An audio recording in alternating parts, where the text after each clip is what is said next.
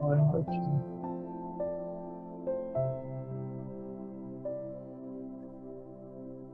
Então, amigos, vamos agradecer o nosso dia abençoado, aproveitando a noite, o nosso estudo, recebendo as melhores vibrações do plano espiritual,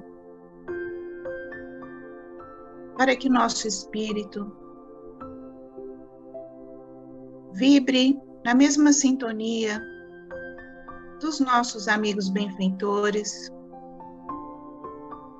que presenciam a nossa reunião, que trazem luz, esclarecimento, consolo e apoio, não somente a nós, mas aos nossos irmãos menos esclarecidos, que conosco também aprendem nessa noite.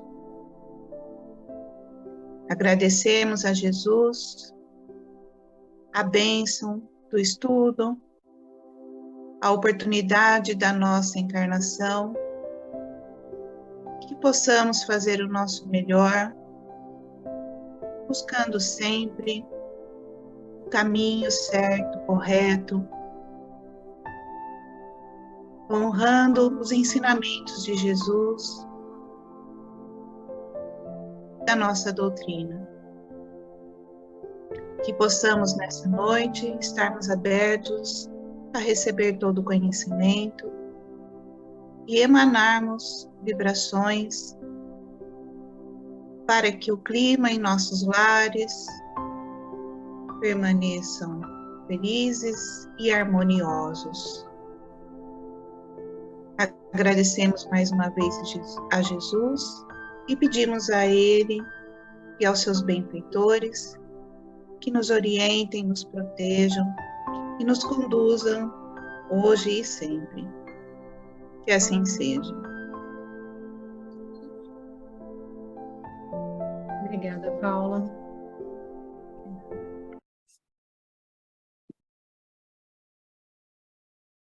Então vamos lá, pessoal. Nós vamos, como vocês viram, né? Não sei quantos tiveram a possibilidade de ler o texto de hoje. Nós temos um texto particular, porque ele é bastante longo, mas nós vamos ler uma parte dele.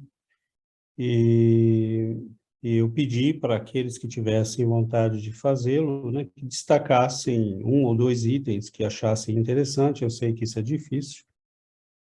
Só destacar um, dois ou três, né? Porque nós sabemos que tem partes inteiras que são necessárias e meio que quase que impossível de passar. Mas nós vamos então fazer um breve resumo rapidamente.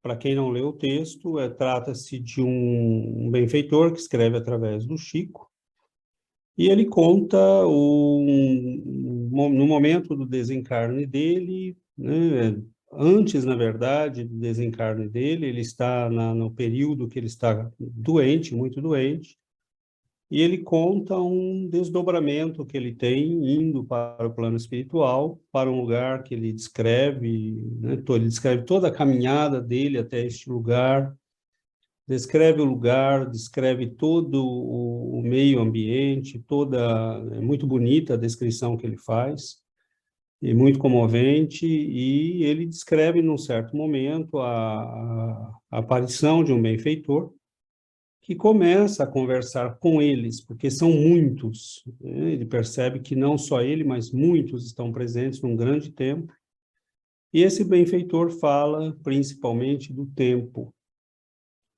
E, neste momento, tem, né, todo um desenvolvimento do discurso deste benfeitor, e aí tem o final, né, que é ele voltando para o corpo físico, né, com essas novas informações. Então, nós leremos as falas do benfeitor e o finalzinho para dizer como termina a história para aqueles que não leram. Então, a Giovana nós separamos uma parte da leitura, a Giovana vai fazer, e depois nós pedimos, né, aqueles que se sentirem com disposição para destacarem, né, aquilo que lhes pareceu mais profundo e mais importante.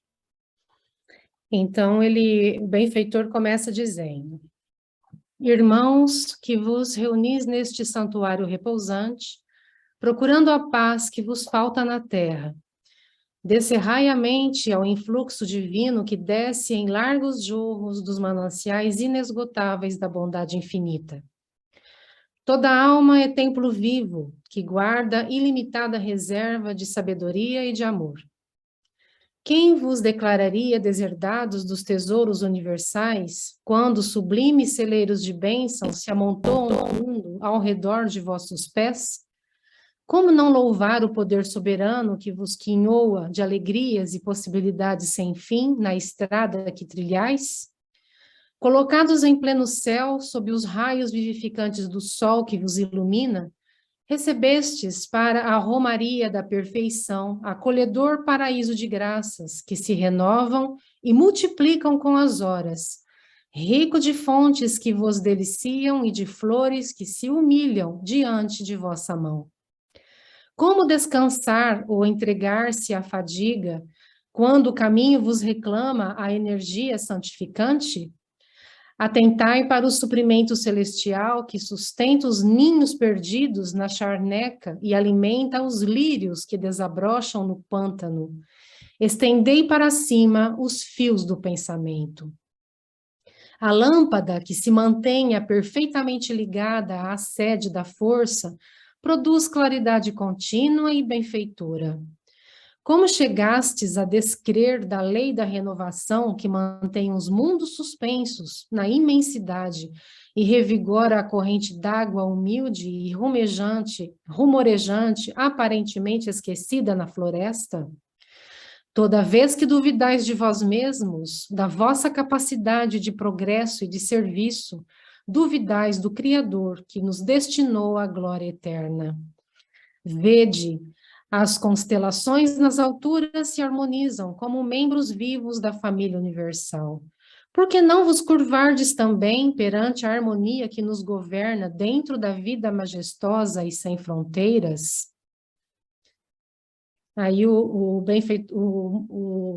benfeitor que escreve, ele vai fazer uma reflexão, né? Ele vai dizer: lembrei-me então dos que deixara longe, perdidos no turbilhão da carne escura e lodacenta. Asfixiante saudade oprimiu-me o peito e tentei fugir, ébrio de alegria para buscar os entes amados e convencê-los da certeza da vida eterna. Mas o venerável sacerdote, fascinando-nos com a eloquência e a ternura que lhe fluíam do verbo inspirado, continuou: que paz pretendeis neste remanso de reconforto? Não estareis porventura fugindo à coroa do trabalho, antecipando-vos ao justo repouso? A cada um de vós concedeu o Senhor bendito campo a lavrar. O terreno é a escola da experiência, o arado é o corpo. Desfrutais a bênção do lavrador, que se levanta com a aurora, que semeia sem exigências, e que se louva no suor em que se purifica e engrandece? Ignorais acaso que para receber com abundância é preciso dar com liberalidade? Não vos pergunto aqui se dispondes de riqueza metálica para auxiliar os semelhantes, de vez que o ouro do amor jamais escasseia nos corações cheios de boa vontade. Não indago se sois livres para ajudar, porque os filhos da legítima caridade se honram na oportunidade de servir. Não cogito de vossa cultura intelectual, porquanto a providência celeste, antes de tudo, se utiliza daquele que faz o bem. Em todos os séculos respiram na esfera dos homens as almas envelhecidas que montam guarda nos tenebrosos abismos da usura, que constroem a estrada larga da liberdade destrutiva, fomentando a indisciplina e que se revelam ativas nos cálculos de entorpecidas nas boas obras.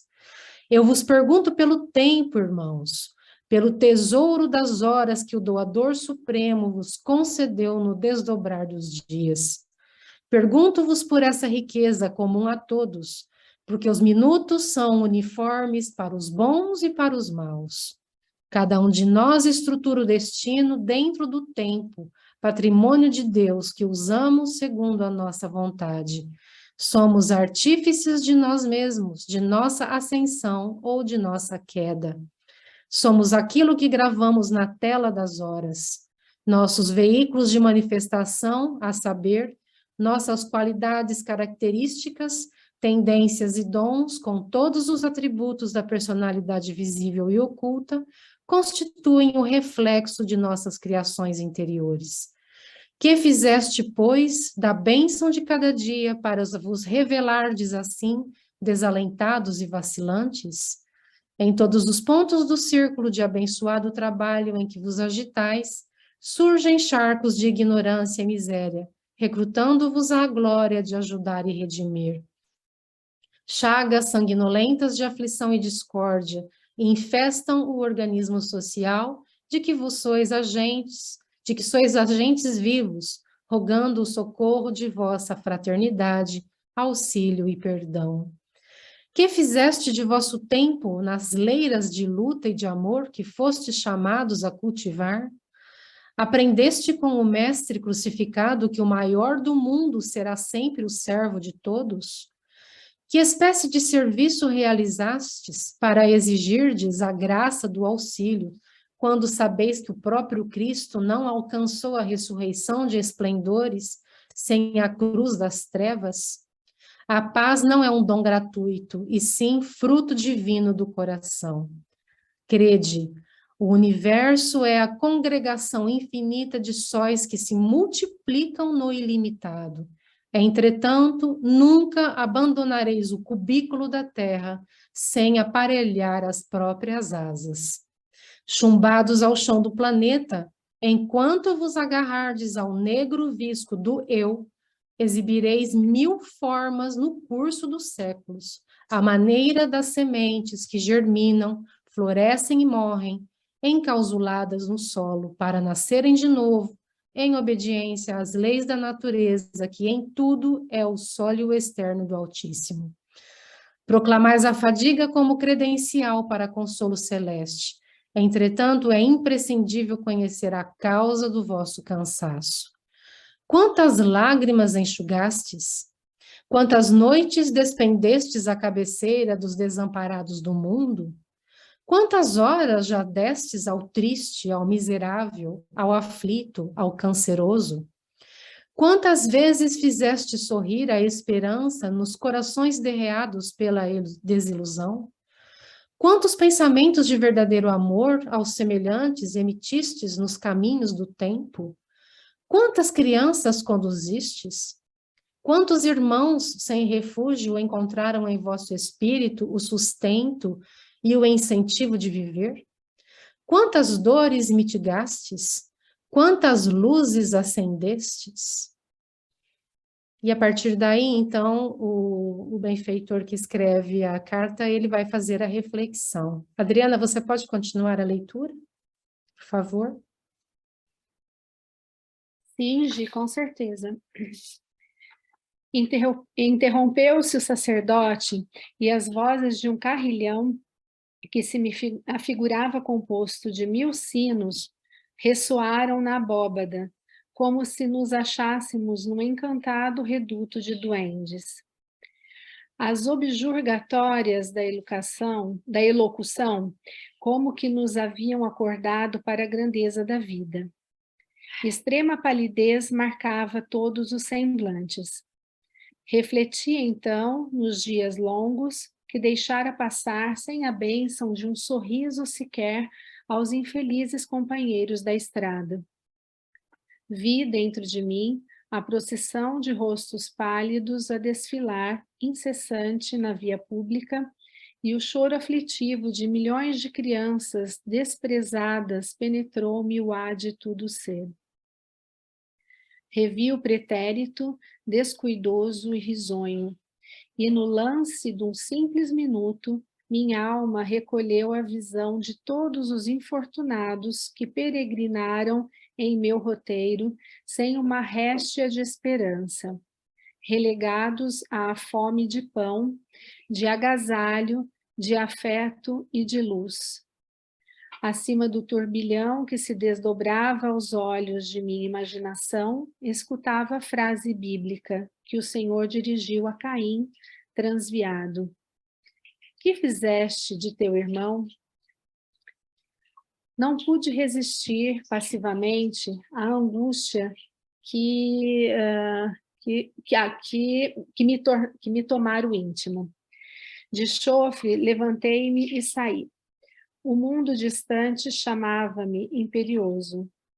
Por mais que desejasse prosseguir na catedral de neve translúcida, não consegui. A mensagem daqueles sinos desconhecidos abalava-me a consciência. Devia ser a voz da própria vida perguntando pelos minutos que eu perdera. Ninguém me deteve. A breve trecho, surpreendi-me em pranto convulsivo, no seio infinito da noite estrelada, como se me despenhasse, lentamente, dos cimos de um palácio à profundez de insondável abismo. O tempo. Era necessário valorizá-lo, enchê-lo de claridades e de bênçãos eternas, como quem espalha um tesouro divino para em seguida retornar com os galardões da vitória aos santuários da imortalidade. De improviso, encontrei-me no quarto em que me aguardava o transe final. Abri dificilmente os olhos e contemplei os rostos piedosos que me vigiavam o leito. Quis falar e gesticular, descrevendo tudo quanto vira e ouvira no castelo revelador do plano espiritual. Mas os meus braços se mantinham imóveis e minha boca estava hirta.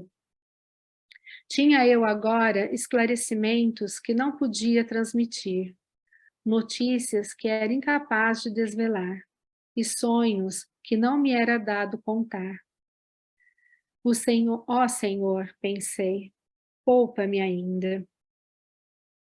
Mas o mesmo ancião do caminho iluminado fez-se-me visível e repetiu as palavras. É inútil, sigamos. Obscureceu-se-me o raciocínio, como se pesada sombra baixasse do alto sobre mim, e quando me reconheci desembaraçado da carne, iniciei outra caminhada, chorando amargamente. J.A. Nogueira. Foi um brilhante jurista e eminente magistrado brasileiro, espiritista, escritor suave e de forte personalidade, crítico penetrante. Suas obras, e principalmente Amor Imortal, merecem o elogio de renomados autores brasileiros. Esse trecho é do livro Falando a Terra, de autores diversos, Chico Xavier. Obrigado, Adriana, Giovana. Obrigado, Paula. Bom, aí está, né, uma parte do texto. Nós achamos uma pena não lê-lo, pelo menos a fala, né, do benfeitor. E então abro para que a gente possa ter, né, as considerações. Eu talvez fizesse só um adendo aqui ao que nós falamos no início. Nós não sabemos se essa foi uma experiência vivida por ele, se ele estruturou isto como um conjunto de informações para, de uma forma literária, nos mostrar uma realidade que pode nos alcançar. Talvez tenha sido uma vivência dele, né? Talvez tenha sido uma vivência de outros que ele colocou na forma de literatura, né? Na forma literária, para que nós recebêssemos a mensagem.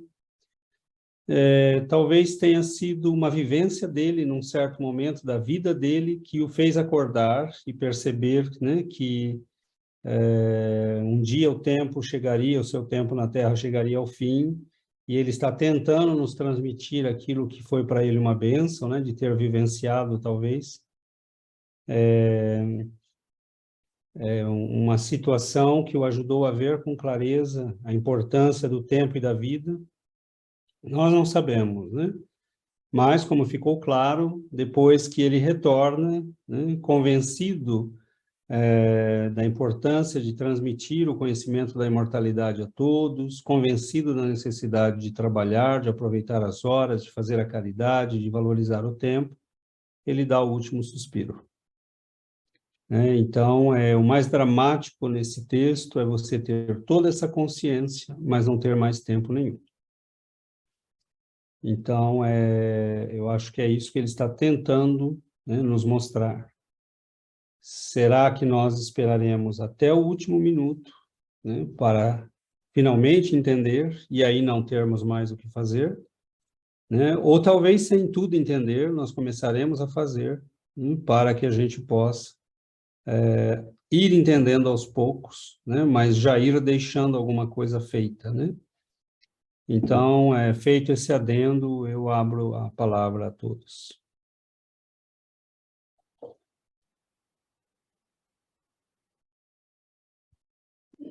Oi, Yuri. E oi, Adriana, depois. Oi, boa noite. Uma das frases que chamou a minha atenção foi essa parte, a última, mas tem outra, quando ele fala, eu escrevi aqui, ele fala, essa parte onde vocês começaram a ler, que é quando sublimes celeiros de bênçãos se amontonam no mundo ao redor de vossos pés, como não louvar o poder soberano que vos quinou de alegrias e possibilidades. Então, me chamou a atenção essa parte, porque eu vejo como a providência divina, Deus nos dá tudo, né? Tudo que precisamos, não somente para nossa sobrevivência, mas também para nosso próprio crescimento como espírito.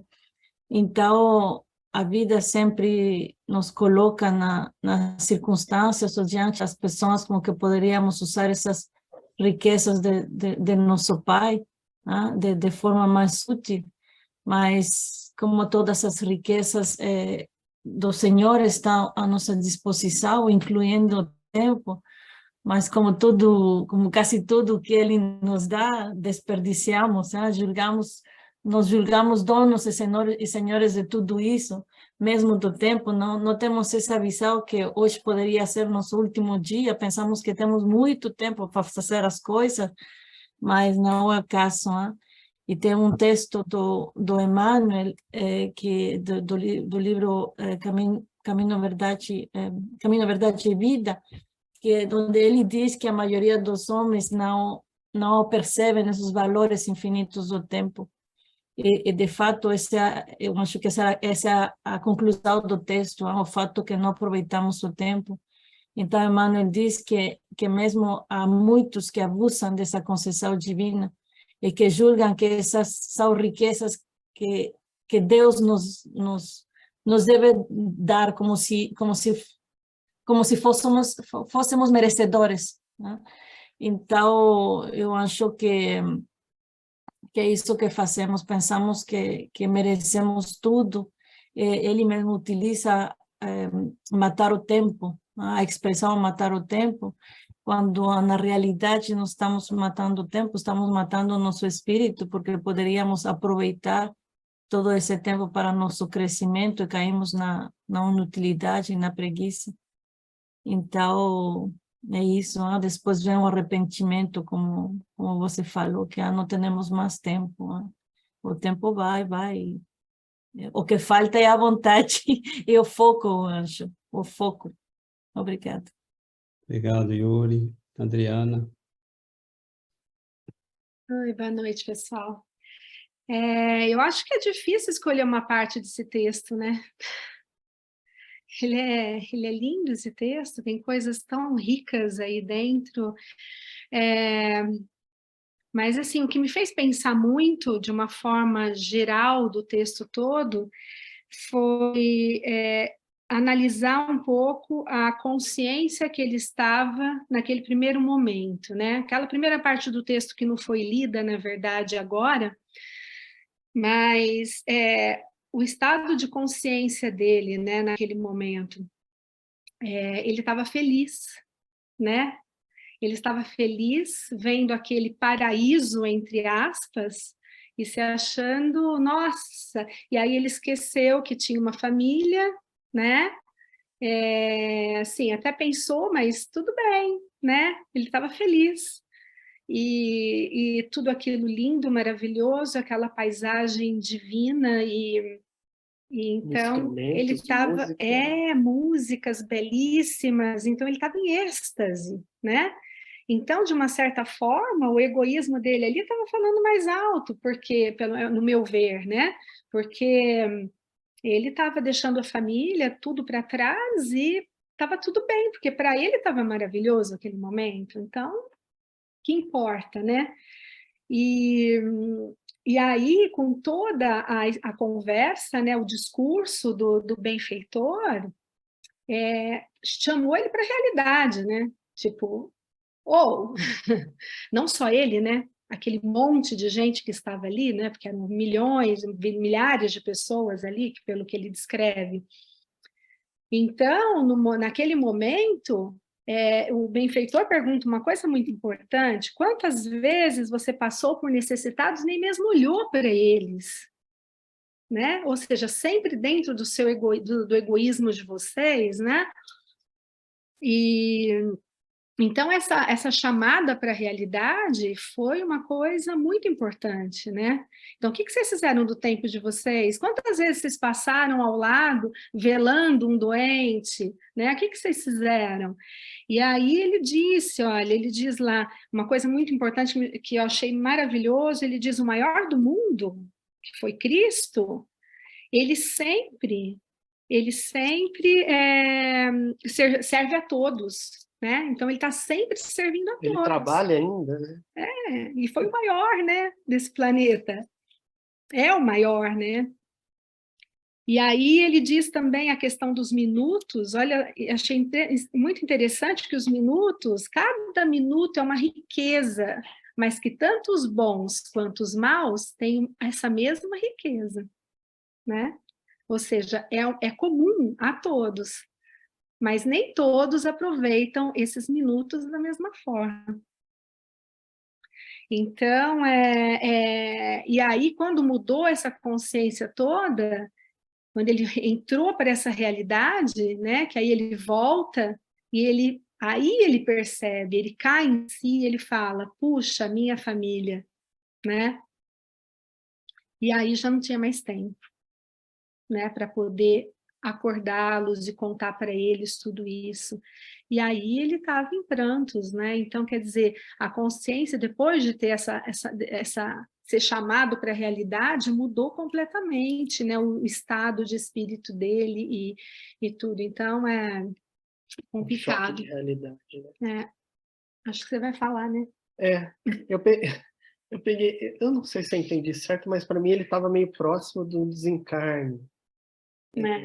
Foi isso que eu entendi também. Então, meio que ele teve uma experiência quase morte, não sei, e voltou e, né? Bom, primeiro é fascinante, assim, se isso foi realmente uma experiência que ele viveu. Fiquei maravilhado com a descrição dele. Não me reconheci lá. Quando eu vejo as descrições do umbral, eu tenho flashes de lá. Eu não tive realmente, não vi nada de similar em mim ali. Eu destaquei vários pedaços, mas que, no fundo, levam para o mesmo raciocínio, né? Que, assim, então, um trecho é: que espécie de serviço realizastes para exigir graça do auxílio, quando sabeis que o próprio Cristo não alcançou a ressurreição de esplendores sem a cruz de trevas, né? Proclamais a fadiga como credencial para o consolo celeste, entretanto é imprescindível conhecer a causa do vosso cansaço.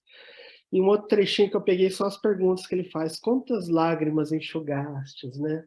Quantas noites despendestes a cabeceiras dos desamparados do mundo, né? E aí ele segue com essas questões aí que deixa a gente calado, né? Porque a gente tem direito de se queixar de estar cansado. Quantas pessoas a gente ajudou de verdade, né? Então, mais uma vez, foi um texto que me levou para a importância do trabalho, né? Do tempo bem usado, do trabalho, que ele mal tinha desencarnado, né? Ele já estava levando um puxão de orelha lá, né? Falou: cara, ó, a realidade, a glória eterna é a capacidade de evolução e trabalho.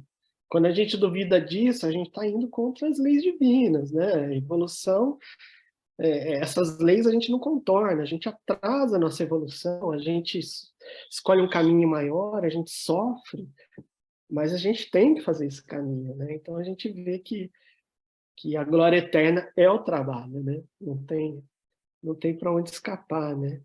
E eu refleti muito mesmo essa questão do trabalho, como eu tenho usado a encarnação. Então, obviamente, eu cheguei à conclusão que eu estou usando muito em benefício próprio, em causa própria, e pouco para os outros, né?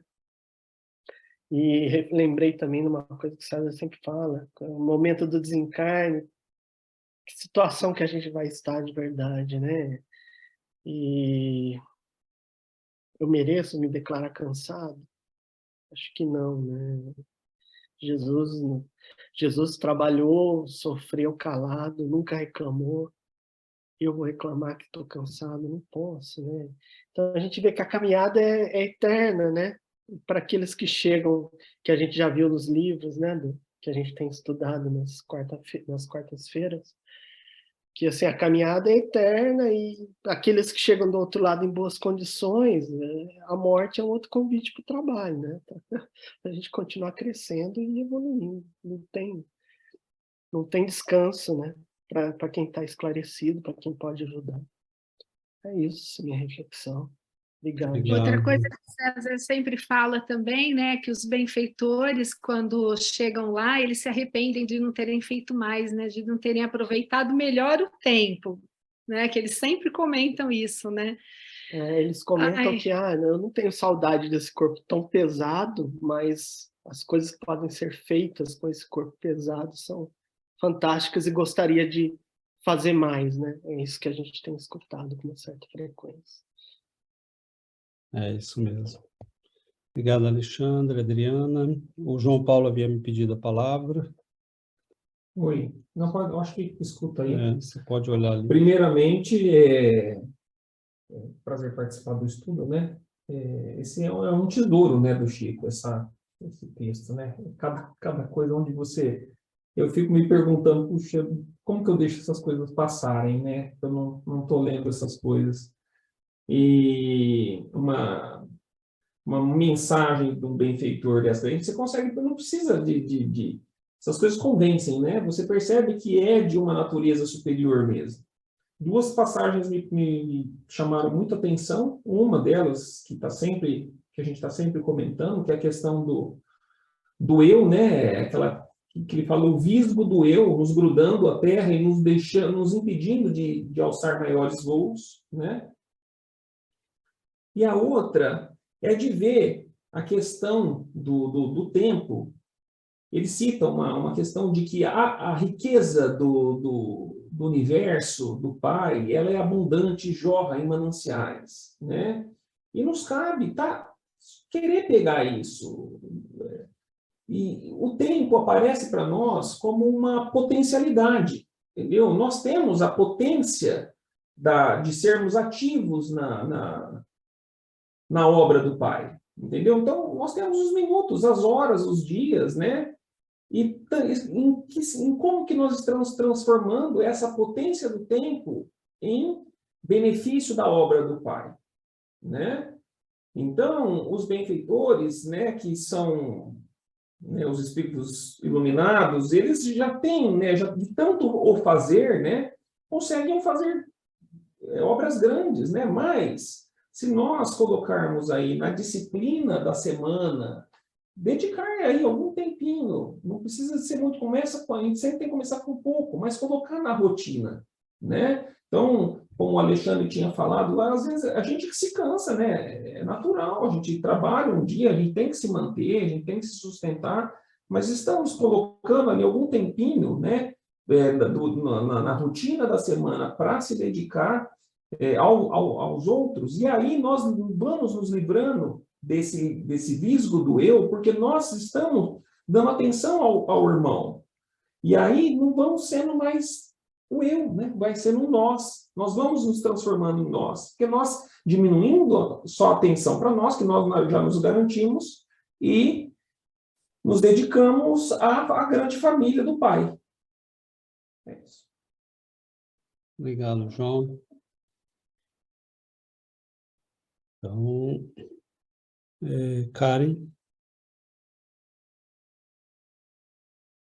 teu microfone. Ah, ya, perdão. Boa noite. Eu escrevi algo para poder falar em português. Eu queria comentar que achei texto muito interessante. Nem um pouco complexo por las palavras, mas muito, muito bonito. Isso me faz pensar em todo o tempo que perdi ao perceber que fiz muito pouco por los outros. Penso em todas as pessoas que se dedicaram a as obras de caridade muito grandes. Entendo que ainda tenho muito que trabalhar até poder chegar um pouco mais perto dessas obras. Gostei muito da parte em que ele menciona que queria voltar à Terra para falar com seus entes queridos sobre a vida eterna. Me identifiquei porque toda vez que estudo isso, eu gostaria de compartilhar com minha família, para que eles entendam que somos seres imortais. Então, muito obrigada por esta rica e bela reflexão. Falo por mim, percebo que tenho muito que trabalhar, porque não devo continuar perdendo meu tempo aqui. Isso. Graças. Espero que se haya entendido um pouco. Muito bem. Perfeitamente. Muito perfeito. Hablas muy bien português. Obrigada. Posso falar? Vera, Bom, depois de tudo que falaram, né, eu fiquei chocada com esse texto maravilhoso, né, muito bem escrito, poético, mas eu notei aqui uma frase: ignorais acaso que para receber com abundância é preciso dar com liberalidade? Essa palavra é muito importante, né? Quer dizer, nós somos livres para doar aquilo que recebemos. Temos que cooperar, temos que trabalhar para nós, para dar alegria ao nosso Criador, né? E não temos obrigação de fazer isso. É por conta nossa, né? Por isso temos o livre-arbítrio. Eu achei isso muito interessante, pessoal. Obrigada. obrigado, Vera. Oi, Daniel. Isso que a Vera falou, acho que eu vou completar. Realmente, eu li esse texto 3 vezes. Aquela primeira parte é genial, a maneira como ele descreve as coisas ali isso é muito impactante, assim. Mas eu gostei uma parte que ele fala assim: cada um de nós estrutura o destino dentro do tempo, patrimônio de Deus, que usamos segundo a nossa vontade, né? E eu nunca tinha pensado, olhando o tempo como o tempo, na verdade, é uma doação. A vida é uma doação de tempo que Deus dá para a gente. Nunca tinha pensado assim, nunca, né? Então, isso que a Vera falou assim, então, Deus nos dá o tempo para a gente aproveitar. E nós temos que doar esse tempo que nós temos aqui de volta, né? E nós somos livres para devolver isso. E aí e a partir do momento que você entende isso, a vida muda completamente, porque sério mesmo, a partir de amanhã eu já vou nas minhas preces diárias, eu vou pedir para como é que eu posso aproveitar melhor o meu tempo, o que você quer que eu faça hoje, sabe? Porque isso é muito sério, essa sensação que o cara, que o, como é que ele chama mesmo? Desculpa, esqueci o nome dele, o José Antônio tem, José Antônio Nogueira. que ele tem essa epifania, ele viu esse cenário todo, chegou na verdade, sei lá o que é, numa mensagem sublime, e não pode falar para ninguém, não pode devolver aquilo. Meu Deus, aí você chora mesmo, cara. O que eu fiz, né?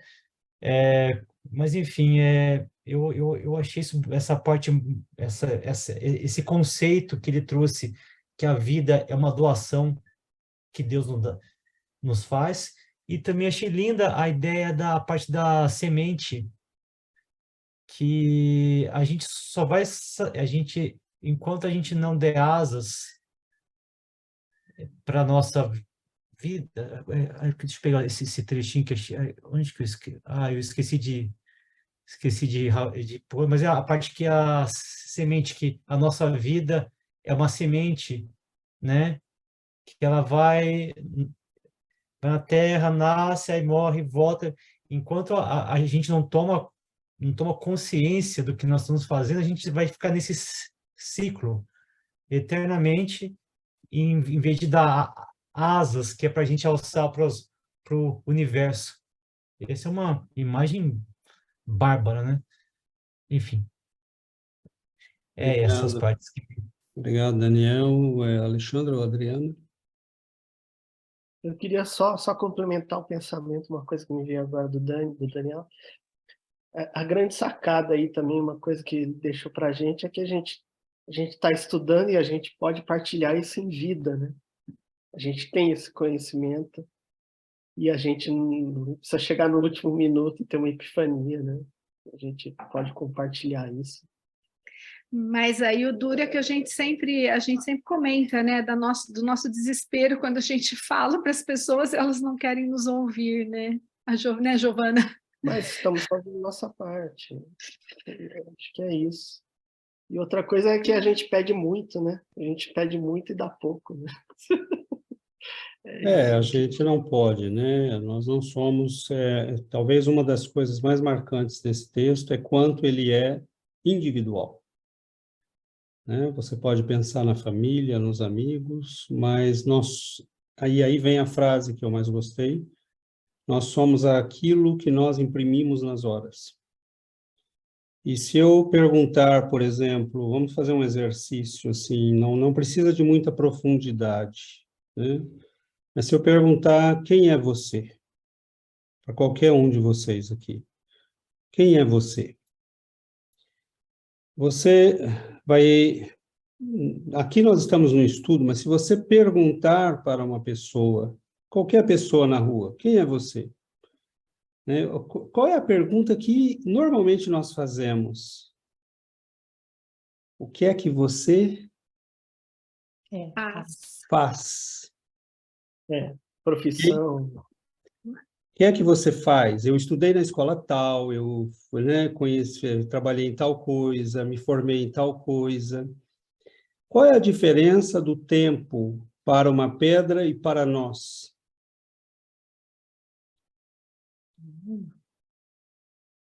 Depende, né? Tem várias respostas.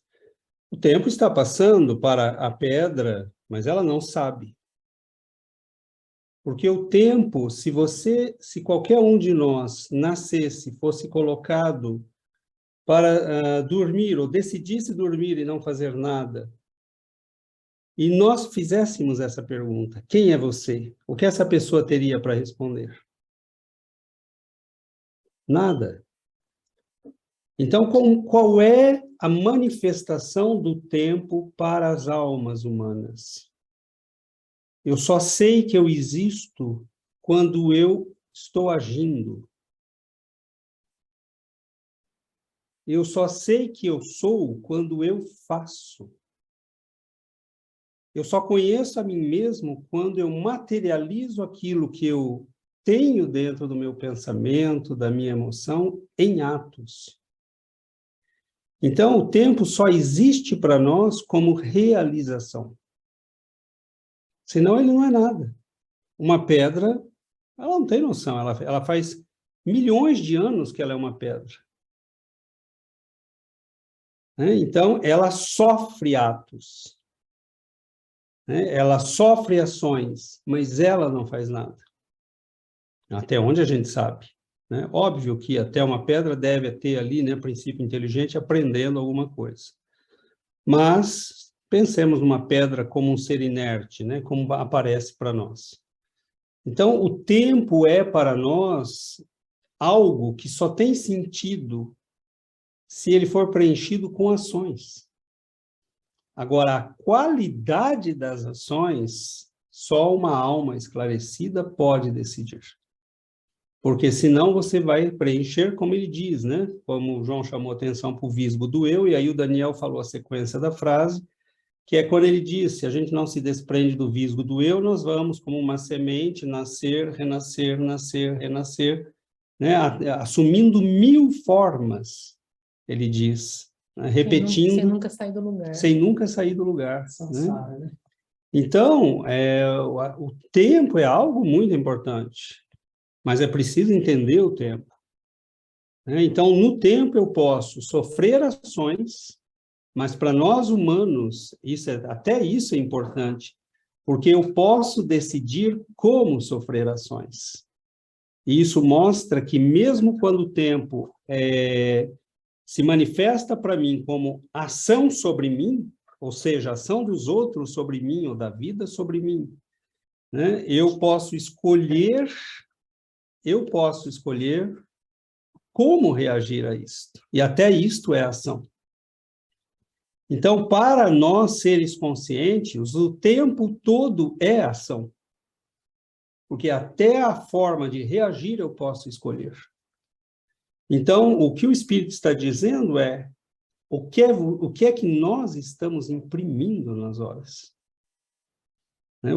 Quando alguém me perguntar quem é você no último dia, o que é que eu tenho como ação para contar?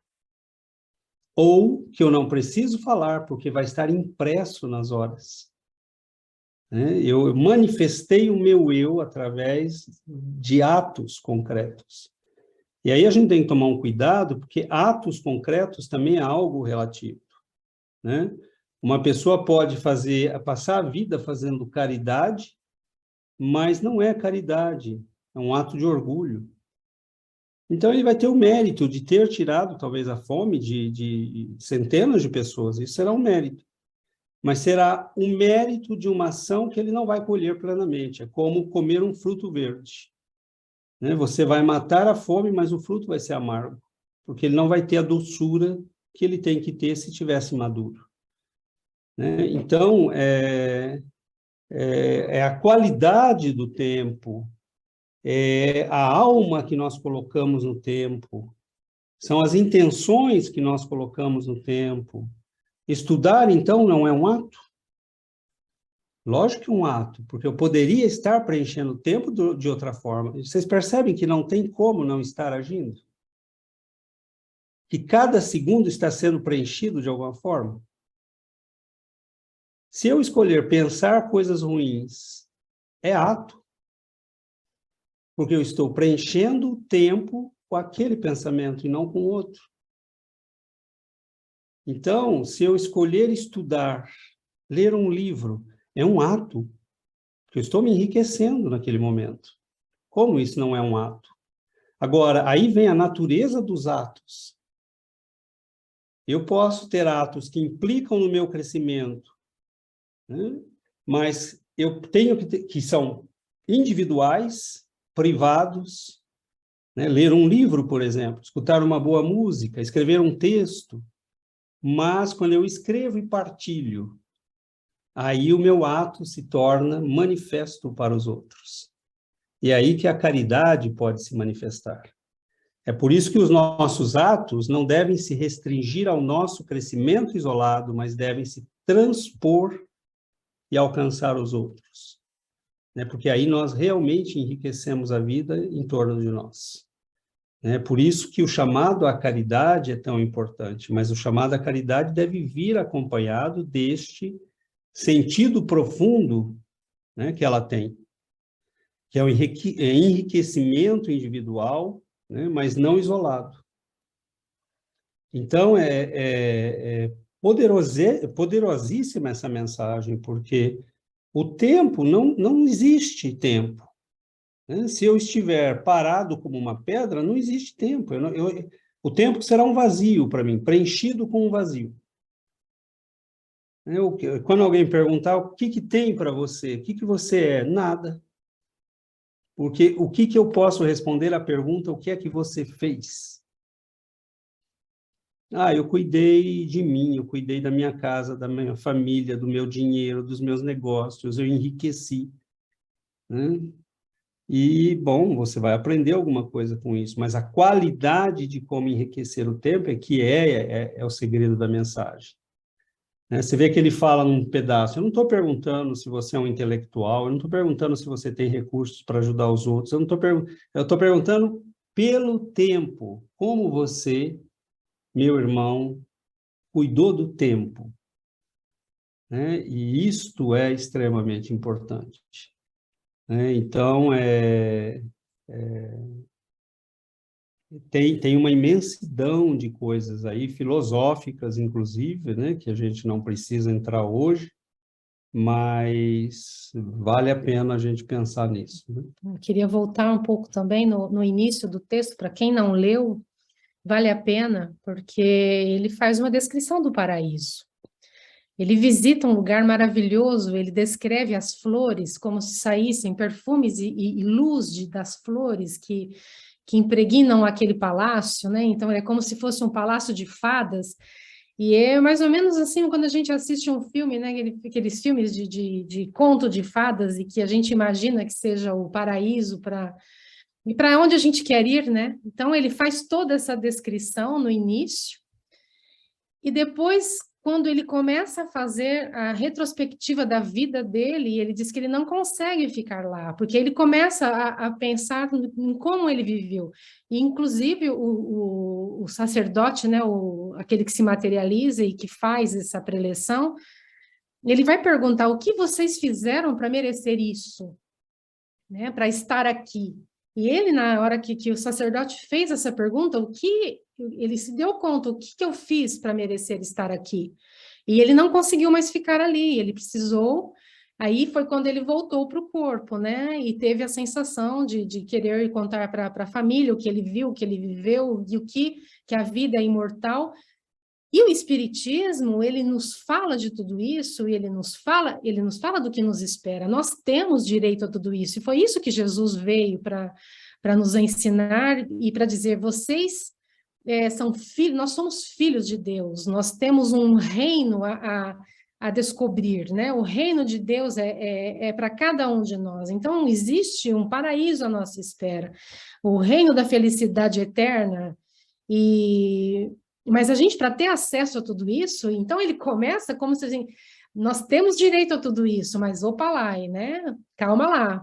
O que nós temos feito para ter acesso a essa beleza toda e a viver num lugar como esse? E a ter direito a estar ali. Então, quando ele começa a lembrar, né? Quantas lágrimas eu enxuguei, quantos sofredores eu ignorei no caminho da minha vida. Então, a gente não precisa mais chegar no fim da vida e se dar conta de tudo isso, porque, como já foi dito, né, o Espiritismo nos abre as portas desse conhecimento, e a gente sabe o que tem, a gente sabe o que nos espera, e depende de cada um de nós. Depende de como nós estamos usando a vida. Senão nós vamos ficar, né, como ele usa o termo lá, que a gente vai ficar preso nesse planeta, nascendo e renascendo de diversas formas, né?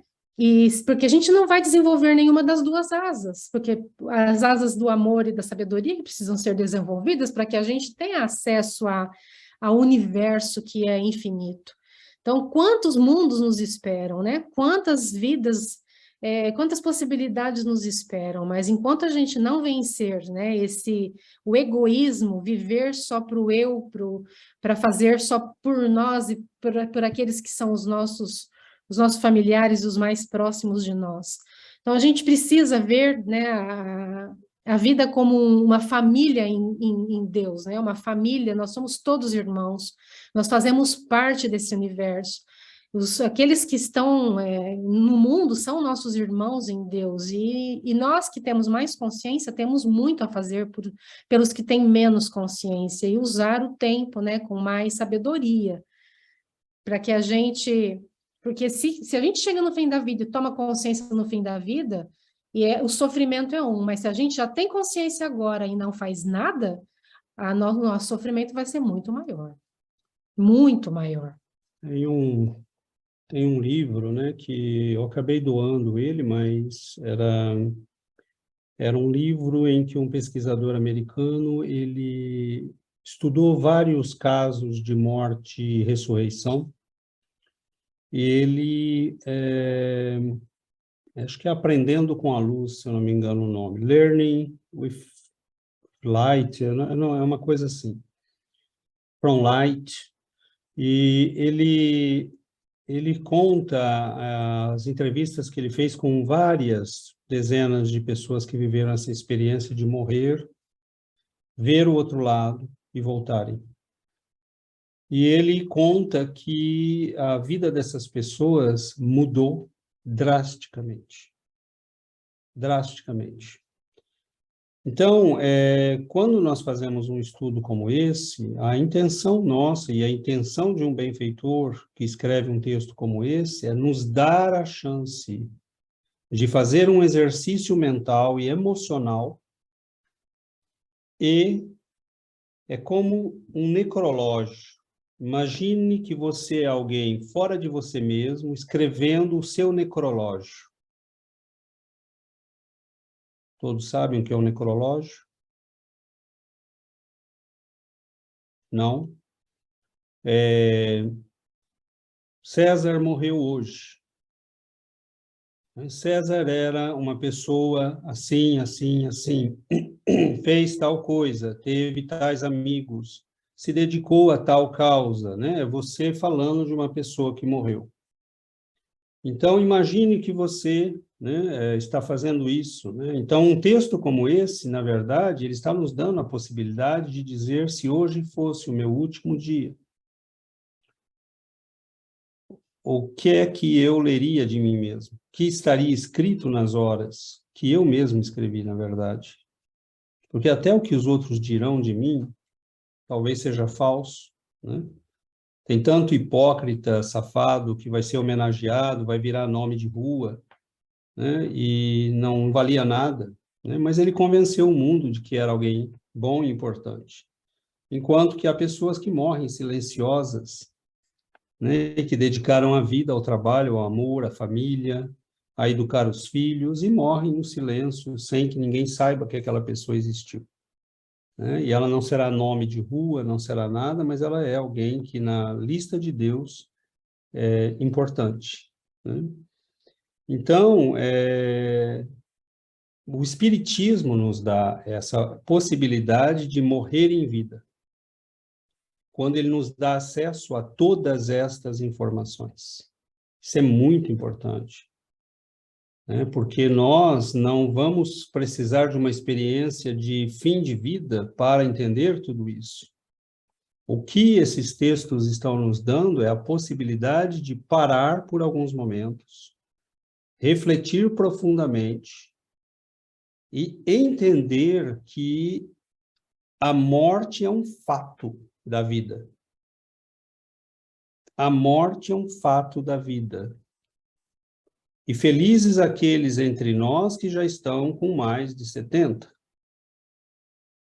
Porque tem 70 anos vividos. Qualquer um de nós pode terminar a qualquer momento. Então, a morte é um fato da vida que nós não controlamos. Então, eu falei há algum tempo atrás, né, que quando nós fizemos um estudo, que tinha tido um texto que tinha me chocado muito, a Vera usou essa palavra, e na verdade era esse texto, né, que tinha me chocado bastante, e é um texto que choca porque nós todos podemos chegar nesse momento de grande compreensão e falar: Senhor, me poupe, né, me dá mais algum tempo. mas acabou, né? Então, termino dizendo, só atos mudam a vida. Só atos. E aqui eu uso atos no senso largo do termo, né? Emoções, vontade, pensamentos, desejos, tudo isso são atos, né? Nós já estudamos isso. Nosso pensamento age, nosso pensamento muda a constituição do nosso corpo, né? Há pesquisas que mostram, né, claramente que pessoas conseguiram formatar seu corpo, seus órgãos com o pensamento, né? Isso está pesquisado cientificamente. Então, o senso largo do termo ato, né? Então, por exemplo, imaginemos por um segundo que nós somos capazes de viver uma experiência não dessa, mas uma experiência que nos mostre as nossas últimas 5 encarnações. Imaginemos que nós sejamos capazes de ver o que nós fizemos nas últimas 5 encarnações. E aí nós vejamos, eu lembro que eu comentei desse texto quando nós falamos do estudo do texto insensatez, que é aquele espírito que está no umbral, chorando, pedindo uma nova oportunidade, né? E aí o benfeitor vem, o leva para a encarnação, e aí ele começa a reproduzir todas as besteiras que fazia antes, né? Então, nós imploramos a bênção de uma encarnação. Nós imploramos um corpo, uma chance, uma família, né? E nós imploramos com lágrimas de sangue que nos fosse dada uma nova oportunidade. Então, a doutrina espírita, ela nos revela essa dimensão trágica e importante da vida. Trágica porque, senão, nós vamos repetir as mesmas histórias, né? Vão ser sempre repetições, se nós não entendermos em profundidade tudo isso. E só atos mudam a realidade. Só atos mudam a realidade, concretamente. Então, os espíritos vão nos dizer, você é um criminoso do passado, você é um sádico, você é um sensualista, você é isto, você é aquilo. Tá, eu sou, né? Fui. E agora eu estou fazendo diferente. À medida que eu estou agindo, eu estou criando novas memórias que vão se inserir na realidade da minha alma. E um dia essas realidades estarão presentes também, como as do passado agora estão presentes. Então, por isso o apóstolo diz que o amor cobre a multidão dos nossos pecados. Porque quando eu sou capaz de agir na dimensão do amor, com vontade, com determinação, com empenho, né, eu estou criando novas realidades. E essas realidades são superiores àquelas do meu passado. Né, porque aquelas criaram dor, sofrimento, mal, e esta está criando vida, renovação, alcançando, né, muitas pessoas. Então, nós somos, por enquanto, essa mistura de sombras e luz. Nós somos essa mistura de mal e bem, mas quem não é? E qual é a direção que nós estamos escolhendo? A de voltar para a sombra ou de fazer mais luz? É isso que interessa. São os atos que nós estamos fazendo agora, que vão preencher a nossa vida com mais luz ou com mais sombras. Então, eu não sei como nós vamos chegar do outro lado, né? Eu não sei que horas Deus vai me chamar. Mas eu quero chegar, né? Eu quero ir até a última hora e até o último dia numa nova consciência, num novo trabalho, né? E a hora que sair do outro lado, eu não vou ficar esperando grandes esclarecimentos, eu já sei a verdade, eu já sei que, como diz o Chico, né? Tempo perdido não se recupera, tempo perdido é tempo perdido, acabou, para de chorar e começa a fazer outra coisa. né? O Chico foi visitado uma vez por um senhor que começou, ai, Chico, nem se eu tivesse consciência eu teria feito mais, né? Eu fiquei tantos anos perdendo tempo em tal lugar, e ele falou, meu irmão, não tem esse negócio de, agora eu vou trabalhar 2 vezes, ele falou para o Chico, né? 3 vezes mais. E aí o Chico falou, meu irmão, não tem esse negócio de recuperar tempo perdido. Você tinha que ter trabalhado quando tinha que ter trabalhado. Agora não adianta chorar, trabalhe, né? Ou seja, preencha as horas da vida com aquilo que você, né, pode fazer de bem, de bom. Então, nós estamos aprendendo, gente, né? Nós não podemos ficar com chororô, né, com tragédias, imaginando que nós somos alunos da eternidade. E a eternidade, para pensar no que significa a eternidade. Sabe o que é a eternidade? A eternidade são milhões de páginas em branco que vão ter que ser preenchidas. É isso a eternidade. Uma infinidade de páginas em branco. São uma infinidade, né? Nem milhões eu posso dizer, nem milhares. São uma infinidade. É todo o nosso futuro. E eu vou preencher como ele, né? Agora, nós temos que saber que cada palavrinha escrita no livro da eternidade ecoa na eternidade.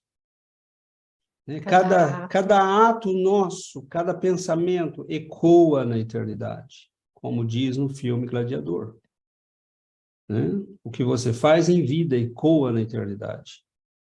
Então, ele está falando da vida física. Então, o que eu quero que ecoe na eternidade? E a mais bela das coisas é que nós somos os artífices disso. Nós escrevemos. Então, um texto... Vamos caprichar na escritura. Na escritura, né? Vamos caprichar, vamos fazer. Não tem que ficar com chororô. Meu passado é tenebroso, né? Passei fome, passei frio, vivia a chorar. Né? Tá, é verdade, fiz muito mal, né? Fez muito mal, agora vai ficar chorando ou vai fazer o bem? Né? Eu destruía, você vai ficar chorando ou vai construir? Então, Deus não está interessado no nosso chororô, na nossa história, Ele conhece a nossa história. Né? Você acha que Deus não sabe quem nós somos? Agora, tem algo que Ele sabe que nós não sabemos.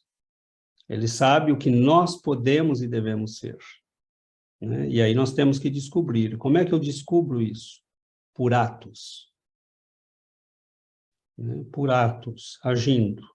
Cada dia de estudo, cada livro, cada espírito consolado, cada mentor recebido, né? Cada palavra de bom ânimo, cada correção que eu faço dos meus erros, a minha capacidade de reconhecer meus erros, de aceitar a correção que os outros me façam, de caminhar com honestidade, tudo isso é reescrever o futuro, né? E reconstruir, né, a nossa vida em bases diferentes.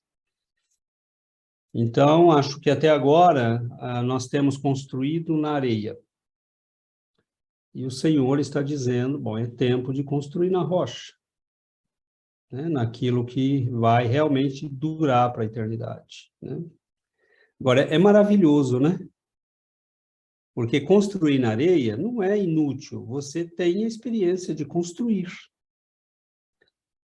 Mas você não escolheu a melhor estratégia. Você está construindo naquilo que... E é maravilhoso que seja na areia. Né? Porque se a gente escrevesse os nossos erros na pedra, né? Seria muito difícil, né? de desfazer. Mas o Senhor está dizendo, você constrói na areia, e as chuvas e tempestades vão te mostrar que não era boa construção. Né? Então, a hora que você entender o que é construir, como construir, as consequências de não construir bem, você vai construir no sólido. E aí, né, você talvez perca algumas telhas com os vendavais, mas você vai ficar de pé. Então, que a nossa vida seja, né, esse aprendizado constante. É muito bonito nas tradições orientais, as mandalas, né? Eles passam meses, às vezes, fazendo aquelas mandalas, né? No chão, com areia colorida, com pedrinhas, e, né? A hora que aquilo está lindo, bonito, alguém vai e faz assim, né? Para dizer como a nossa vida é impermanente, como a nossa vida é um aprendizado constante. Por mais belo que você esteja fazendo as coisas, é só uma etapa, né? do aprendizado e do trabalho. Então, mesmo as coisas ruins, né? As mandalas ruins que nós desenhamos, elas serão varridas pelo tempo também, né? Pelas chuvas e tempestades da vida. E nós poderemos fazer outras, né? E vai chegar o momento que nós seremos capazes de construir na rocha. E aí, bom, aí vai ser para durar, né? São bases sólidas. Mas é isso. Aproveitemos, né, um texto como esse, eu acho que pode ser uma experiência vivida por ele, pode ser, né, hoje, com a consciência que eu tenho, se lesse um texto desse, eu correria para o Chico e perguntaria o que é esse texto, né? Foi a vivência dele, ou ele está comunicando experiências que ele viu e para nos ajudar, né? Fala um pouco desse texto, conta a história desse espírito, e o Chico certamente teria contado, né? Como contou de alguns. Mas, bom, né, agora nós perdemos a presença física do Chico e essas curiosidades nós não teremos, mas a mensagem, né, que é a mais importante, a gente tem. Então, está muito bom, acho. Tem algum comentário? Yuri, você tinha levantado a mão? Não? Não, mas eu me lembrei rapidamente de uma frase, uma fala do Paulo de Tarso, que ele diz que aquele que faz caso do dia, o faz para o Senhor. Então, a gente tem que fazer esse aproveitamento do tempo. Quando fazemos esse aproveitamento do tempo, nos convertimos nesses trabalhadores do Senhor. Foi isso. Obrigada. Eu acho que uma coisa que nos ajudaria, talvez, e que eu tenho procurado pensar, que esses textos me levam a pensar, eu fico imaginando, né, assim, como ele fala no texto, né, há milhões de estrelas, né, civilizações que estão anos e anos-luz à nossa frente. Nós achamos que vamos, assim, chegar no plano espiritual depois de 4, 5, 10 encarnações bem feitas, né, e vamos estar como os benfeitores estão. Esses benfeitores já estão planejando idas para planetas onde provavelmente eles serão alunos. A gente não tem ideia da vastidão do aprendizado que nós temos diante de nós, mas cada etapa será uma etapa de grandeza, né? Nós temos que ter a base desse crescimento. Como ele diz, se vocês não fizerem nada, né, vocês vão ficar presos nesse cubículo que é a Terra. Se você não tiver as asas para te tirar daqui. Né? Então, por exemplo, Nossa Senhora convida, né, Bezerra de Menezes para ir para níveis superiores de evolução, e ele recusa.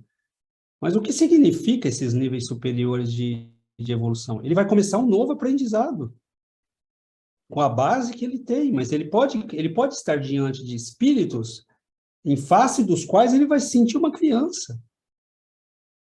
Né? E para nós ele é um espírito, né, de uma sabedoria que, comparada à nossa pequenez, é, né, imensa a distância.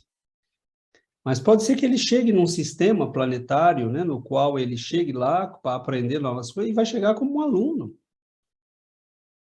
Então, assim, a vastidão desses universos infinitos, né, do aprendizado, né? Hoje eu conversava com o meu dentista e ele falou: quem manda vocês enxergarem atrás da porta, né? Falando de espíritas, né? Ele falou: eu sou católico e eu gosto da ideia de que eu vou morrer e depois, no julgamento, Deus vai me julgar. Eu falei: sinto muito, você tá se escondendo da verdade, você já sabe qual é a verdade, não adianta se esconder, não. Né? Você vai chegar lá do outro lado e vai falar: o Cezinha tinha razão. né? E aí caiu na gargalhada, falei, você vai voltar, né? Vai ter que voltar. Você quer escapar da encarnação? Não vai escapar, não. Né? Então, mas é confortável, né? A gente quer as ideias que nos deixem, né, confortáveis, mas sinto muito, né? Só sermos capazes de aceitar isto que nós estamos aceitando já significa estar acordado. Porque tem gente que está voluntariamente escolhendo dormir. Okay? Então, não me acorde, por favor, eu quero continuar dormindo. Eu não estou pronto para essa realidade. E nós temos que respeitar, né? Agora, a vida não respeita.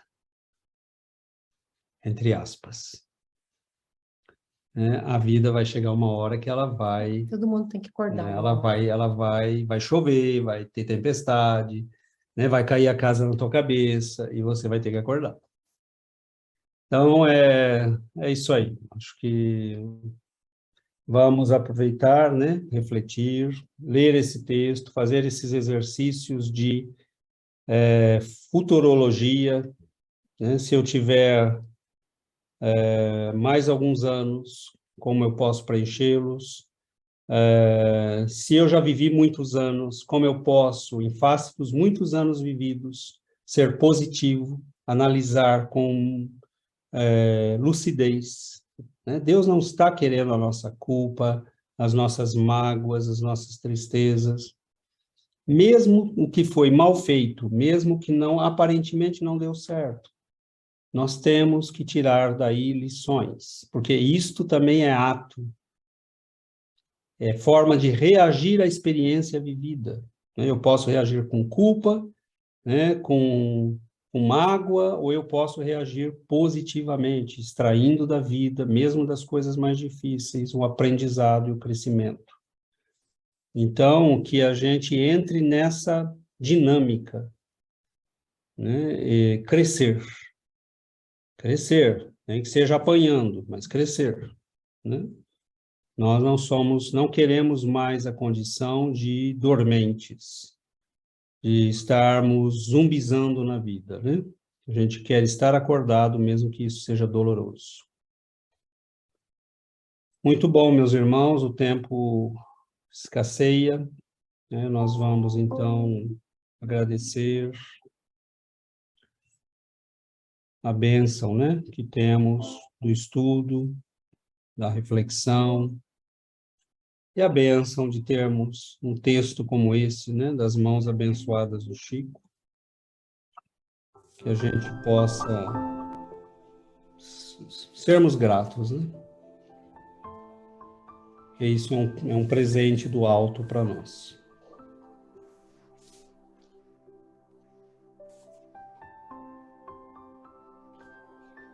Fazer a prece? Vamos fazer a nossa prece, então.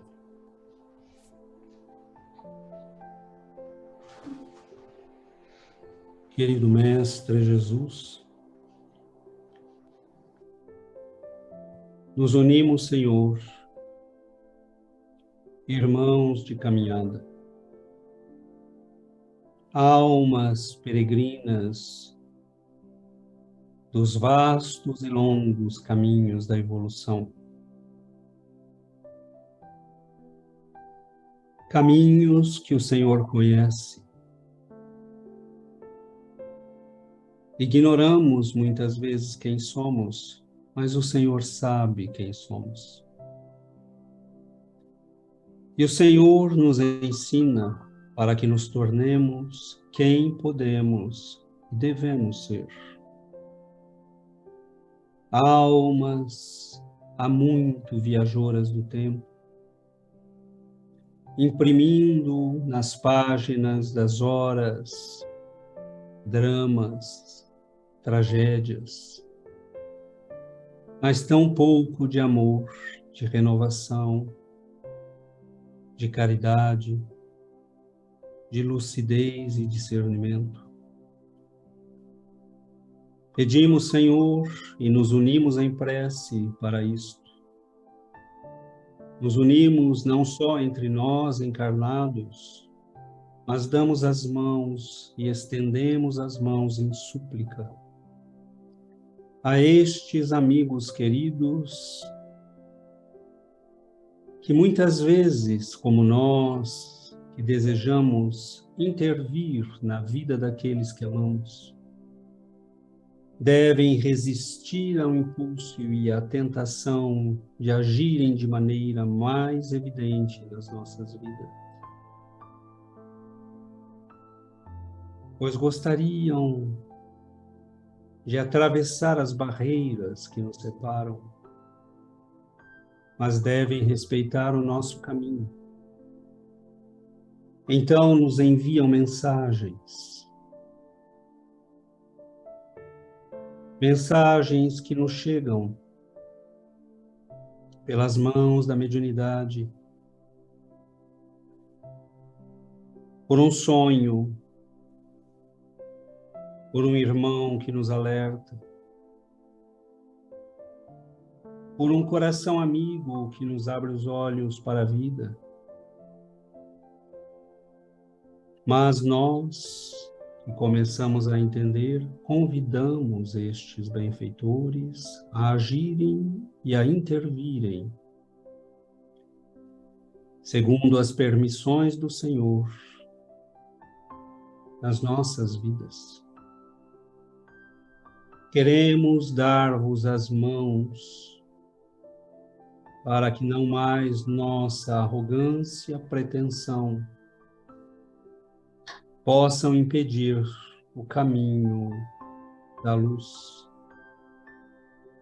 Queremos, Senhor, aceitar a nossa condição de alunos e postulantes a esta escola maravilhosa, onde ensinam aqueles que suportaram o sofrimento, que aceitaram o peso dos seus deveres, que venceram as limitações,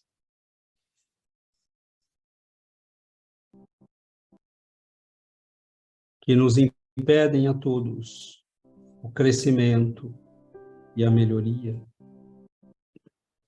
Assim, Senhor, nós agradecemos e pedimos que o Senhor nos abençoe, nos ampare, nos oriente,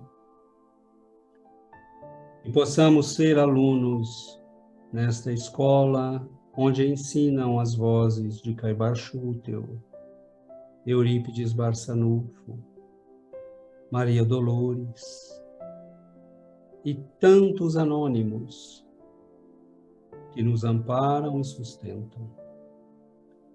Fiquem conosco, queridos benfeitores, nos ampare, Senhor, nos guarde no trabalho, no aprendizado e no crescimento, hoje e para todo sempre. Que assim seja, Senhor.